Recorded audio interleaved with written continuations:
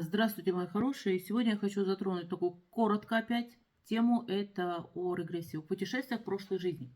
То есть не о тех регрессологах и о регрессии, когда мы там покойников вызываем, да, что вообще это ужасно, что творится иногда. То есть, а мы говорим о том, что путешествие в прошлой жизни, то есть просмотреть свои жизни. Скажу вам плюс и скажу вам минус. То есть вам уже решать, нужно вам это или нет. Плюс. Очень часто мы в этой жизни несем какие-то свои ошибки из прошлых жизней, то есть мы их отрабатываем. То есть мы, когда идем сюда, мы договариваемся, как я это называю, да, о том, что вот отработать за какую-то свою ерунду, которую вы там натворили в прошлом. Поэтому здесь мы хапаем горе. То есть, но когда мы просматриваем эти жизни, то есть мы обязательно где-то найдем вот какую-то вот часть, что вот это мы сделали, и сейчас эта проблема вылазит здесь. Но это одно. То есть, когда вы это поняли, когда вы начали прорабатывать это, когда вы это отпускаете, и все потом отлично, то есть вы понимаете, в чем тут дело.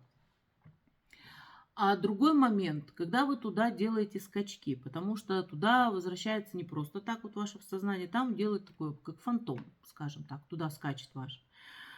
И неизвестно, что у вас были за подселения, что у вас были за негативы, что вы несли там.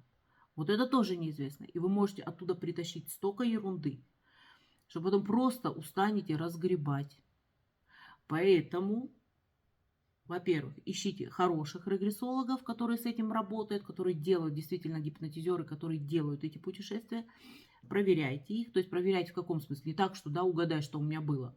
Нет, а смотрите комментарии, смотрите отзывы человека, сколько работал, да, что у него вообще, какие у него там люди, что пишут и все остальное. Хотя бывает, что просто подделанный комментарий, но все-таки будьте аккуратнее. И только потом решайтесь на такой шаг. И всегда думайте о последствиях. То есть вот это обязательно. То есть что вам принесет, если вы туда ради интереса пойдете. Просто что у меня там было, кем я был, Клеопатрой там или еще кем-то.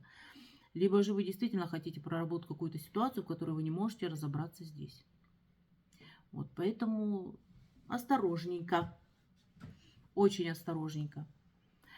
В принципе, наверное, на этом все. Это все, что я хотела сказать. То есть просто предостеречь вас немножко.